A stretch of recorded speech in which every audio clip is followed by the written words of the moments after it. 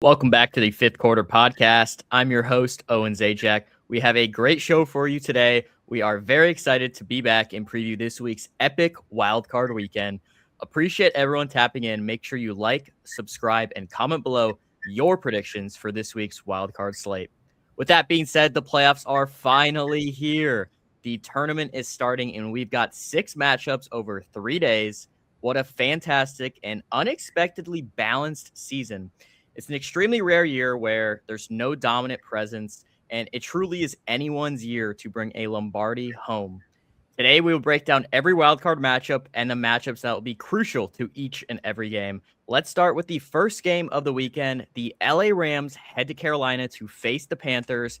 When we look at this game, this is the biggest spread of the weekend, and it makes sense on paper, but this is also a rematch. Back on November 30th, Carolina won this game 31-28. Stafford threw 2 picks and had a fumble, and Bryce Young was nearly perfect with a 156 passer rating. A perfect passer rating is 158.3. So Bryce Young was absolutely stellar in this game. And in that game, the Panthers somehow controlled the game without really overwhelming the Rams physically. What's interesting is that the Rams in this game actually ran the ball extremely well outside of Stafford having his miscues. The Rams running backs had 20 carries for 153 yards, over 7 yards per carry, yet those turnovers lost in the game in a close match back then. So just looking at the spread, the Rams are a heavy favorite, 10 points, and the largest favorite by far of any game this weekend, over double of the next closest. So looking back on their first regular season matchup, we'll start with this. Back in week 13, the Panthers win by 3. Stafford, like I said, 3 total turnovers. Bryce Young, nearly perfect, 75% completion percentage, no turnovers. You look at this matchup, Gaston, the Rams running backs, 7.6 yards per carry. I mean, that is unreal.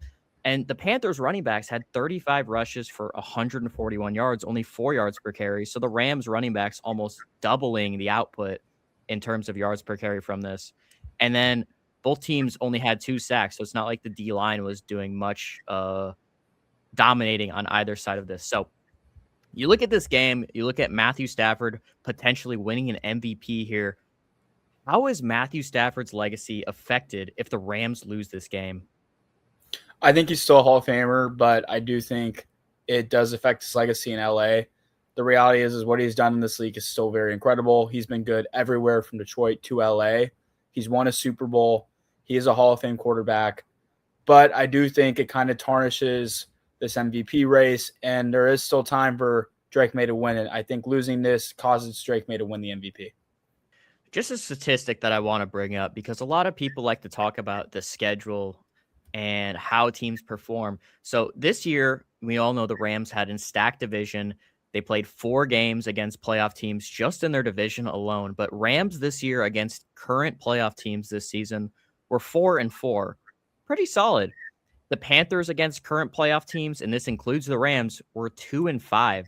So both of these teams have played 7 and 8 games respectively against playoff teams. If you will break into the other matchups, but that's pretty high. 8 games and 7 games against playoff teams. That's pretty high when it comes to this. You'll see that there's a pattern of not playing a ton of playoff teams because obviously the easier schedule you play, the better chance that you have more wins, the more likely you are to be in the playoffs. But besides that, you look at this, Rams being they're 500 against playoff teams, 4-4. The Panthers an abysmal 2-5.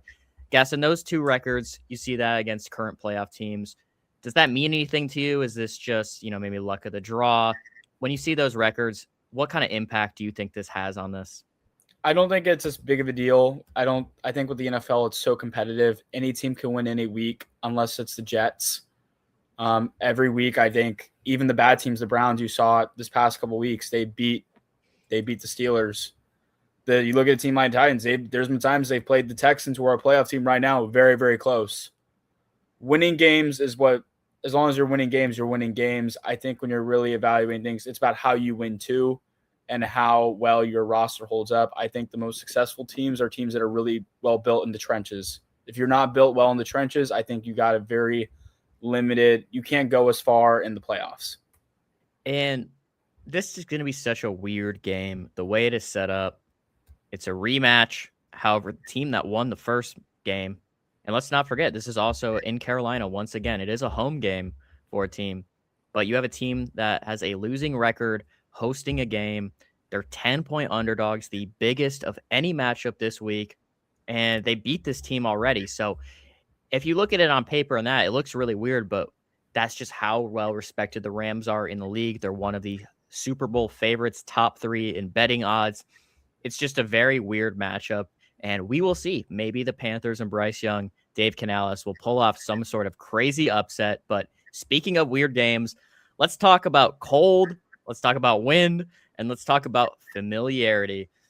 We dive into Saturday night's matchup, the divisional matchup. The Green Bay Packers head to Chicago in a rematch against the Bears. This is the tightest spread of the weekend. Only 1.5 point favorite are the visiting Packers. So again, another away team who is the favorite.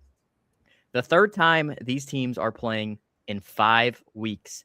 Kickoff, it will be 29 degrees. It'll feel like 13 degrees and wind gusts up to 35 miles per hour. It's that North football. The elements are real, and it's going to become physical. It's going to hurt, and those fans in Chicago are going to be electric. Nothing about this game, nothing about this matchup screams that this is going to be an offensive masterclass, even with Ben Johnson out there. So, like we mentioned, the elements are going to be reigning in.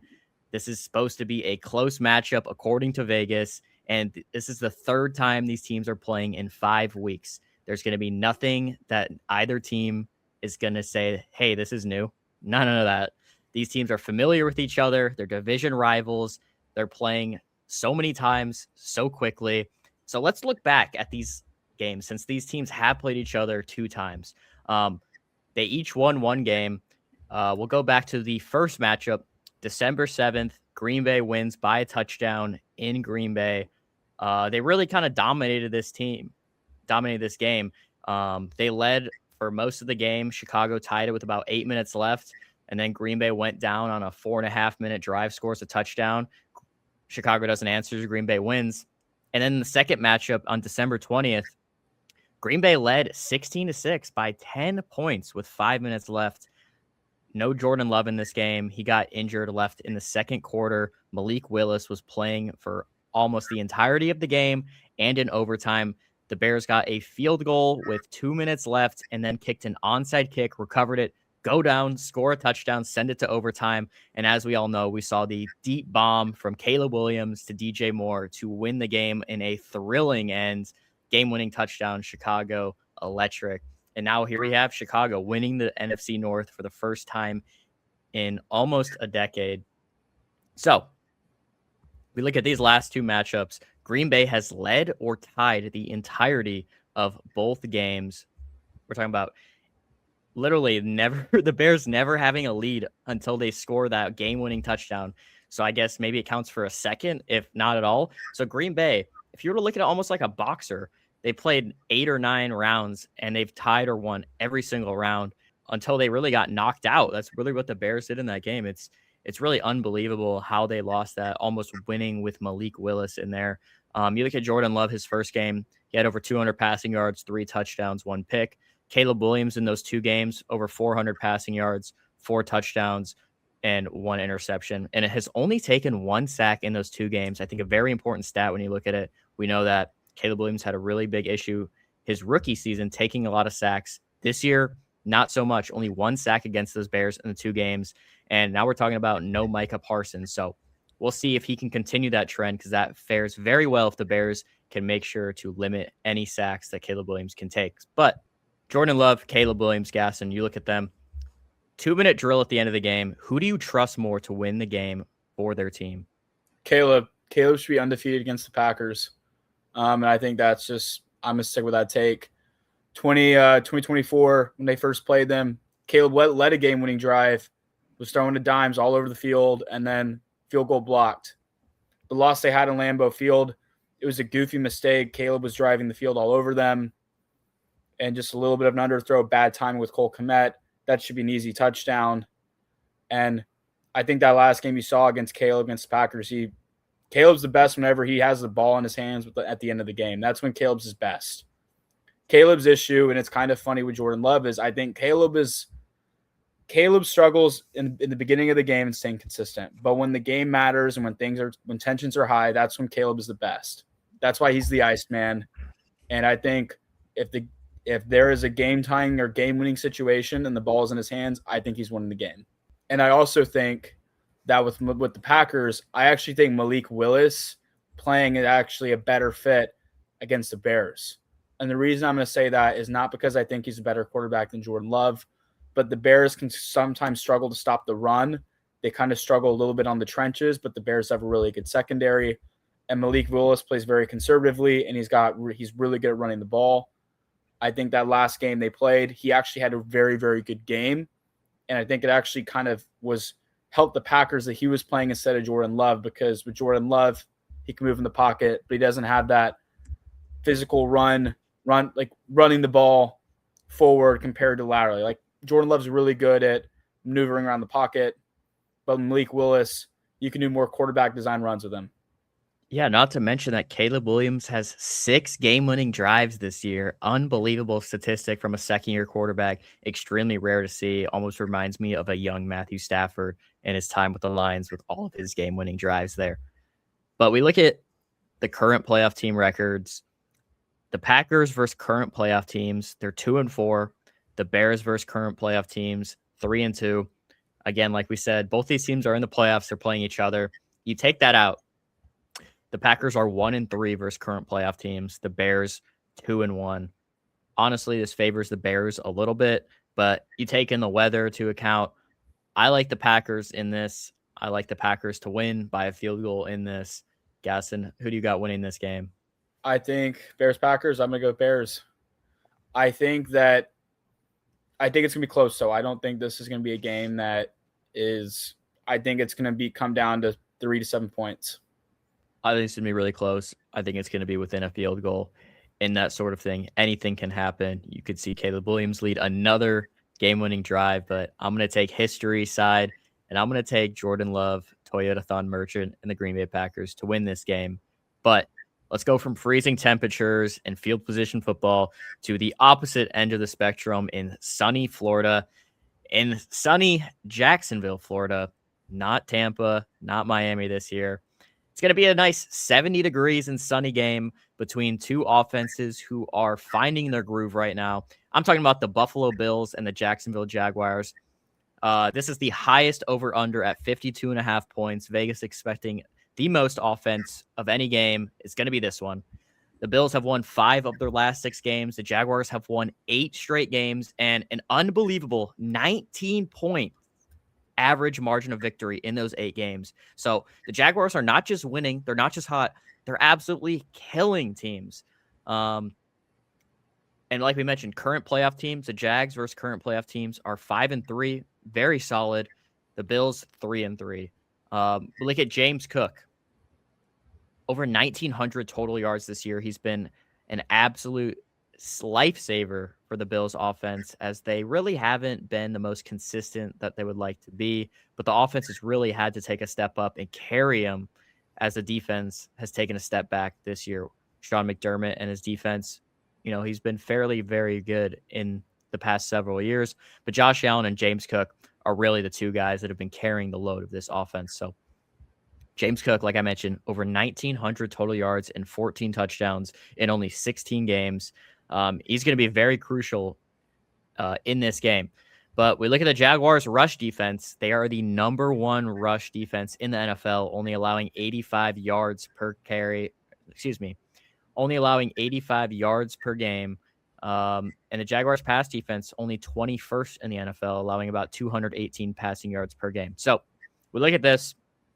The Bills' offense, on paper at least, it would seem that James Cook, they're going to sell out to stop him, and Josh Allen is going to need to win this game. Could be with his arms. He could scramble and do some with his legs, but a lot of pressure is going to be on Josh Allen's shoulders for this game.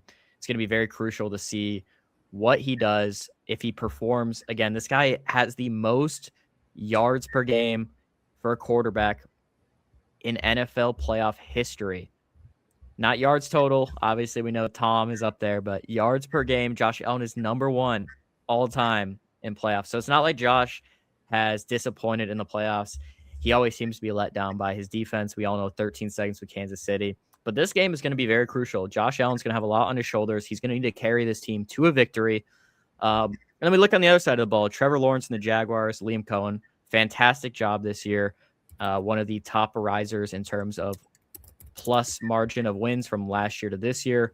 An unbelievable job. We'll see if they're the real deal. The Bills' rushing defense is 28th in the NFL. Bottom 5 rush defense. They're allowing 136. Teams have been running all over the Bills' defense. But the Bills' pass defense is number 1 in the NFL, only allowing 157 passing yards per game. So we talk about Trevor Lawrence. He's not going to be able to beat him with his arms. T-Law is going to need to scramble. ETN, Tutton, they're going to need to run over this Bills team. If they can run the ball consistently, that'll be their key to victory. For the Bills, the key to victory is going to be Josh Allen. He's going to have to carry the Bills to win, especially if they stack the box against James Cook. So you look at this matchup, like I mentioned, Josh Allen, on paper at least it seems, he's going to need to carry this team, Gaston. So how many points does Josh Allen have to score to win this game? I'm going to go 30. And here's a really bad stat that doesn't work in Josh Allen's favor is he is 0-4 in road playoff games. He hasn't won a playoff game in his career on the road. And I think this is a really well-built team. I think Duval is going to win the game. And I think he needs to score at least 30. But realistically, I think his defense is going to let him down. And there's going to be a moment in the game at some point or the third or fourth quarter where someone's going to make a mistake. And it's going to be a moment that we are talking about for the next 10 years about why the Bills did not make the Super Bowl with Patrick Mahomes being injured. I'm going to veer on the other side of you. I'm going to take the Bills to win this game 28-27, giving the Bills by a squeaker. I think Josh Allen is going to do just enough to carry this team to a win, but I'm really scared. I would be scared if I were a Bills fan about your rush defense. We all know teams like to run the ball, especially when the elements get cold. Luckily, this is in Florida, but I think they can manage to squeak out a dub here, but then we'll likely head to New England or somewhere else cold to face another team. So I think they squeak out enough, move on to the next week. I'll take Josh Allen and the Bills to get the W here. Now let's move on into what might be the most physical game of the entire weekend, and that is the San Francisco 49ers and the Philadelphia Eagles. These are two teams whose rosters are built for January and February football, but they're coming into this game very differently. San Francisco has won 6 of their last 7 games, but just laid an egg against Seattle. Philadelphia has won 3 straight before resting its starters in last week's loss, but the offense has really not been explosive. We look at the injury report. Linebackers Bethune and Fred Warner both out. Trent Williams is questionable to play. I'm expecting him to play. The Eagles, like I said, they won 3 straight games. They were up on the Commanders in Week 18 before pulling all their starters. I wouldn't really count that as a loss for them. They would have won the game had their starters continued to play. The 49ers, like I said, before it's absolutely crapping the bed versus Seattle, had won 6 straight. We're looking like the hottest offense in the league. Brock Purdy had 10 touchdowns over 2 games before that game. And then against Seattle, Purdy only 127 yards and a pick. Christian McCaffrey, however, this one is absolutely unbelievable. 8 carries for 23 yards. I mean, they absolutely shut down McCaffrey, less than 3 yards per rush. And we really have not seen a worse McCaffrey performance in years, possibly. Obviously, he's been gone for injuries, but for games played, McCaffrey was absolutely shut down by Seattle. Maybe they provided the blueprint that the Eagles might try to copy with how strong of a front 7 they have. But let's talk about Philly's offensive side of the ball. Jalen Hurts, we all know he's been struggling. During that 3-game win streak, like I mentioned, only 470 total pass yards, so just about 150 on average. All of those games, not a single one that he's out over 200 passing yards per game. That is a real concern, especially against a defense that honestly has not been playing their best, the Seahawks defense, while they did only allow 13 points. The last few weeks, it's really just been shootouts that they've been playing against the Bears and the Colts. I mean, Phillip Rivers was dicing this up as a 42-year-old, 45-year-old, however he is. Gramps was dicing up the defense. Robert Saleh, as much credit as has been due, the injuries have piled up. Their defense is not an elite in any sort of way anymore, at least. So we look at this. The other side of the ball with the Eagles, the run game, Saquon has not been himself this year. Only 3 100-yard games from Saquon. It is very concerning when you look at the Eagles offense in this matchup. Again, not a great 49ers defense, but the Eagles offense is going to need to wake the hell up from their hibernation. The playoffs are here. They don't want to be one and done like they were 2 years ago and have to bring up that motivation. They are the reigning Super Bowl champions. They had a great trade deadline. They have all the talent to win this game, to win the Super Bowl, no doubt about that. But their offense needs to wake up from this slumber that they've been going on for the past month or so. But let's look at the current playoff teams and how they fare up. 4 games against the Seahawks and the Rams in their division alone. They are 4-4 against current playoff teams. The Eagles 3-3 against current playoff teams. So both teams in the fairly the same boat have broke even on that.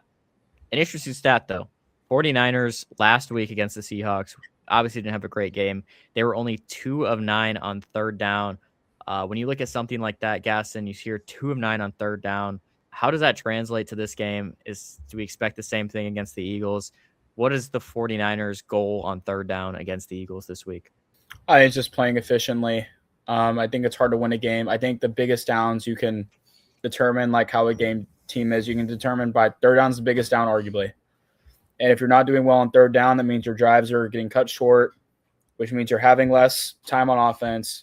Your defense is getting more tired because they have to play more. One thing to talk about that last game against the Seahawks is I think there's a chance that the 49ers would have came back and made it a better game without that tipped pass that was picked off. I think the Niners are still a good team. I think that game was more of just a matchup that just didn't go their way. So I got to say about that.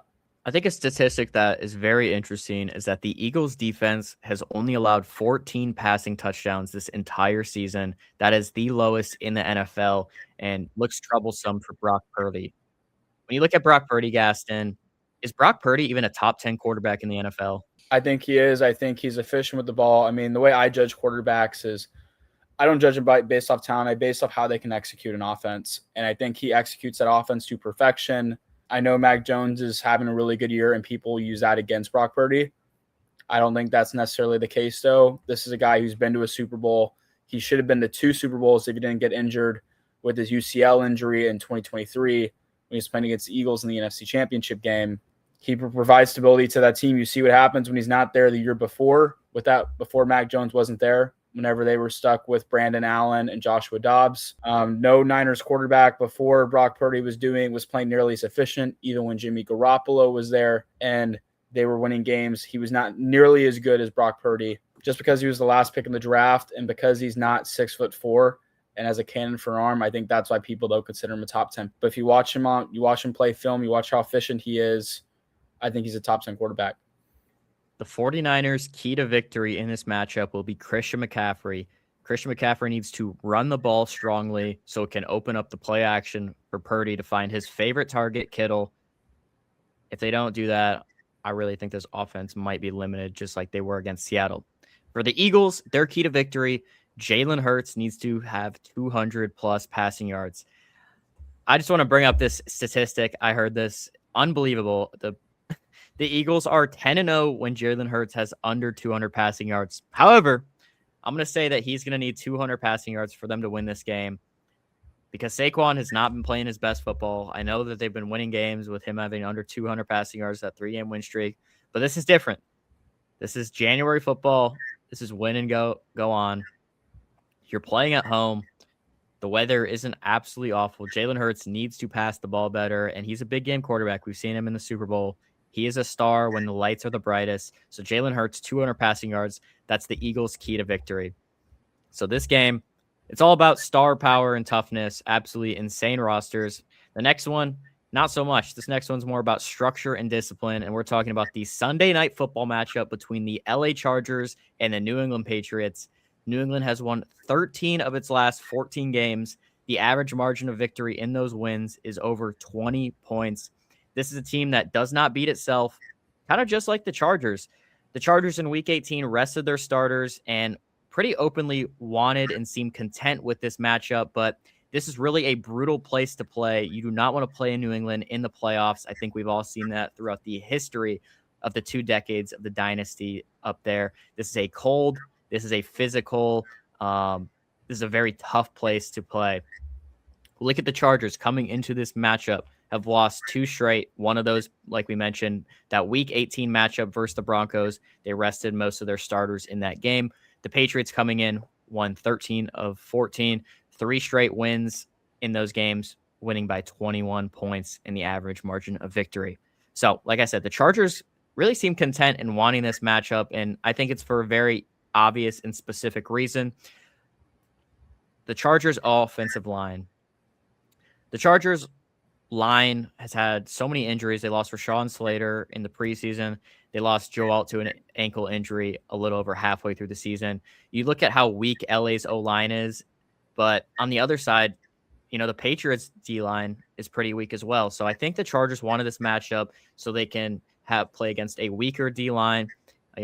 Jacksonville's D-line, kind of middle of the pack, a little bit better than New England's. Buffalo has a very good D-line. Broncos, as we know, an insane D-line. But a lot of the teams in the AFC have, above average or really good defensive lines besides New England. So I think LA really wanted this matchup so their O-line can maybe perform a little bit better against a weaker defensive line, give Herbert more time to throw. Maybe the run game performs a little bit better. We look at current playoff teams. The Chargers against current playoff teams are 3-3, and that's including that one loss versus the Broncos. So we'll say they're 3-2 as their fully healthy team. The Patriots 2-2, with one of each win and loss coming against the Buffalo Bills. But both of these teams have very solid defenses. The Chargers passing defense, 5th in the NFL. The rush defense, 8th in the NFL.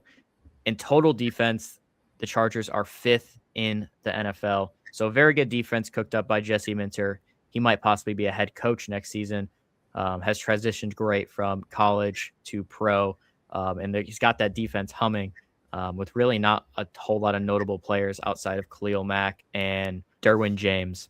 On the other side, the Patriots defense, also excellent. Mike Vrabel, defensive guy. He really wants the physicality of their defense. They brought in Million Williams, and they have a really good interior defensive line. But the Patriots pass defense, 9th in the NFL. Their rush defense, 6th in the NFL.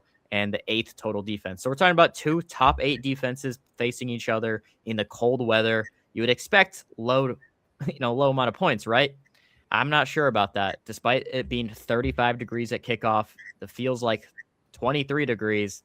They still got Drake May on one side of the ball. They've been humming. Amari Hampton back for the Chargers. I wouldn't expect this to be a completely defensive battle. Drake May has been absolutely on fire as of late. And Josh McDaniels has been in his bag. Not expecting the Chargers defense to completely thwart Drake May, the MVP possibly, and Josh McDaniels, a longtime veteran offensive play caller. But either way this goes, there's headlines on both sides. On one side, if the Patriots lose, it's, were they frauds? The schedule, maybe Drake May is a rough game or a few turnovers. It falls on his shoulders. Drake May isn't the MVP. And then the Chargers side, they've had so many different playoff struggles. Justin Herbert has had a really rough game last year, had like 3 picks versus the Texans. And if they were to lose again, especially if their offense didn't perform well, I think there'd be a lot of heat on him. So, Gas, when you look at this, there's obviously going to be headlines on both sides, but especially I think there's more pressure on the Chargers despite being the underdog in this game. If the Chargers were to lose this game, do you think that should the Chargers trade Justin Herbert if they lose? I think it depends on who they trade him with. I think Justin Herbert's a good quarterback, but I do think he struggles in the big moments. This isn't just something that has happened in the NFL. This is at Oregon. At Oregon, every year he was at Oregon. They never made the playoff, yet they were at the top of the Pac-12 besides his freshman year. So I think if you're going to trade him, I think a team that would be very interesting could be the Vikings. And the reason I say that is J.J. McCarthy and Jim Harbaugh have a great relationship. J.J. McCarthy has been talked about as like the best quarterback prospect ever, too. That's what Jim Harbaugh has said about J.J. McCarthy. He's a huge fan of him. And the way that Jim Harbaugh teams are, they run the ball really well. They're very strong. They're very physical. Jim Harbaugh likes mobile quarterbacks. J.J. McCarthy's got some legs on him. He needs to stay healthy, but he can move. I don't think it's something that would happen this offseason, but I do think it does increase the pressure And I think something like that could happen because it's a coach who's new. He's only been this is his second year. And Justin Herbert's been there for a while. He did have that horrible playoff flame out against Jacksonville and convince everybody that Doug Peterson was the guy in Jacksonville because of it. So I think there's some big questions that come up if they lose this game and he struggles and his play is poor. For my keys to victory, the Patriots' key to victory in this game, scheming up different pass rush blitz looks. I think if they get 3 sacks, that would be a massive win for them. And then I think play action football on the offensive side of the ball. Got to be able to pound the rock with Traven Henderson and Ramondre Stevenson. They've been really good. I think they'll be able to do that. Open up the play action for Drake May. Get those mesh crossing routes. No Mac Hollins in this game, but the rest of the receivers are all healthy. If the play action is open, I'm taking the Patriots in this game. The Chargers' key to victory. Time of possession, keeping the ball away from Drake May and the Patriots offense, controlling the clock. If they can have 35 or more minutes, really control the clock, keep their offense on the field. And I think just like the Patriots as well, play action. They need to get the run game going. If they cannot get the run game going and the Patriots stack the box to stop Amari and Hampton, we might be looking at a really ugly Chargers offense in this game. So just like that, I think this game is going to go to the Patriots by a field goal. Give me the Patriots 24-21 in this game. Gaston, who do you got in this game? What's the score? Patriots, I'm going to go 20-10. Patriots. Okay. So a rough offensive performance for what if, Mr. Man? I think Justin Herbert's going to have 2 picks, and he's going to have under 200 passing yards. Yeah, I could see that happening. I mean, their O-line is pretty abysmal. We will see on Sunday night. But after these 5 games over 2 days, we finish where things always get ugly. I'm talking about Monday Night Football, the Houston Texans heading to Pittsburgh to face the Steelers. Monday night in Pittsburgh, it's not good. It's going to be ugly. It's going to be cold, just like some of the other matchups, and it's going to be a defensive battle. And that's exactly why this game matters. If you're a fan of defense, if you're a fan of ugly football, Northern football, this is your game. This is kind of like a Big Ten West matchup in November, okay? This is not the greatest of all games, but it's going to be a great defensive battle if you're into that sort of thing. So the question in this game is not about who's tougher. I think it's going to be whether the Steelers can score enough to survive against Houston's absolutely insane defense, full of monsters. This game has a 39.5 point over under, the lowest by far of any game throughout this first week of playoffs.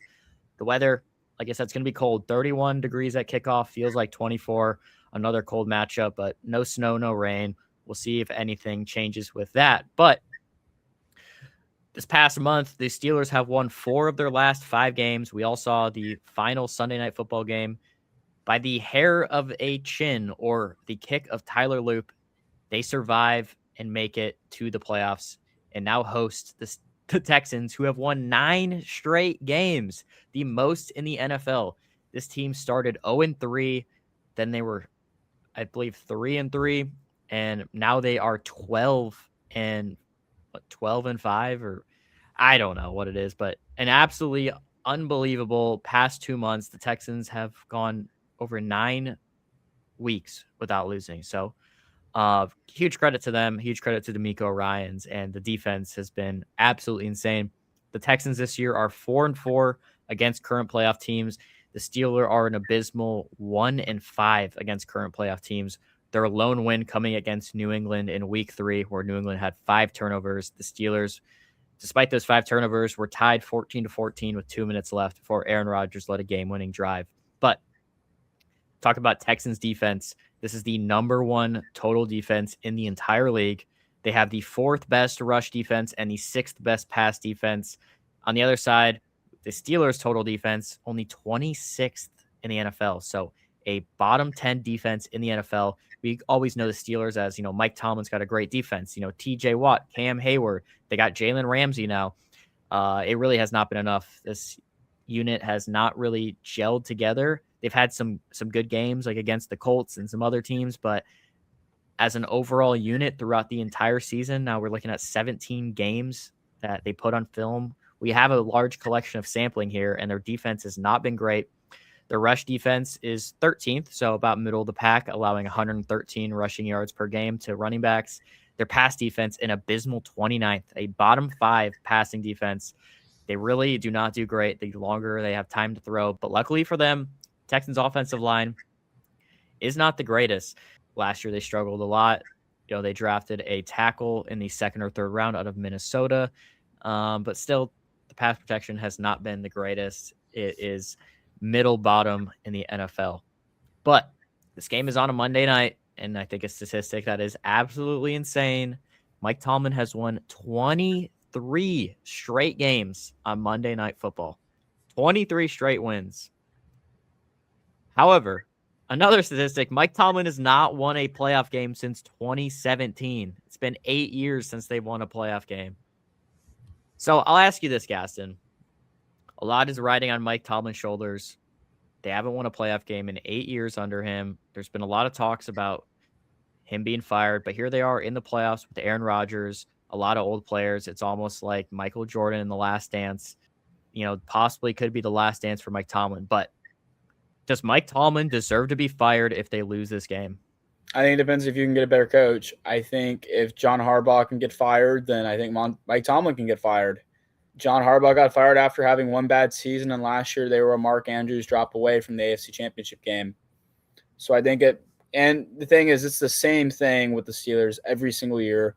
9-8, barely in the playoffs, losing the first round. If that same result happens, I think there's a really compelling case to fire him and find someone else. So I think that's something to bring up. This game that I think makes it different than other Steelers games is Aaron Rodgers. Because usually when the Steelers are in this position, they're starting, whether it's Mason Rudolph or Russell Wilson. Well, I think that having Aaron Rodgers certainly helps, and that's why you got Aaron Rodgers. You didn't get Aaron Rodgers to get the number one seed. You got Aaron Rodgers to do well in moments like this. That's why you get a Hall of Fame quarterback. So I think if you're not getting it done with Aaron Rodgers, you're not getting it done with a quarterback in the draft next year or a new free agent. So I think there's a good case to get rid of him if he doesn't win this game. The Steelers' key to victory is going to be their offense. They need to score at least 20 points on this tough Texans defense, and they have to win the turnover battle. If the Steelers lose the turnover battle, there's no chance that they can win against this defense. The Texans' key to victory is going to be Derek Stingley locking up DK Metcalf. He's their only weapon on the edge in their receiver room. If Stingley can lock up DK, and if CJ Stroud has just a little bit of time to throw, if the offensive line can just hold up just a little bit for CJ Stroud to throw the ball to guys like Nico, Iowa State receivers, they can win the game. I'm going to take the Texans by touchdown in this matchup at home. Gaston, who do you got in this matchup? I'm going to go with the Steelers. I'm going with Aaron Rodgers in the clutch. I think he's going to have a drive similar to last week. I think the Texans' offense has struggled a lot too, and I think the Steelers are going to show up. I trust Aaron Rodgers in the playoffs more than I trust CJ Stroud. 6 games, 6 very different styles. Every one of them is going to tell you about who's actually built for January football. We'll be back after the dust settles next week as we preview the divisional round of the playoffs. That's going to do it for this week's episode of the Fifth Quarter Podcast. This is the best time of the year. We are going to be tuning into every elimination game this week where it's win or go home. If you enjoyed this, hit like, subscribe, and drop your wildcard takes in the comments. Appreciate you all for watching. We'll see you in the aftermath of the wildcard weekend.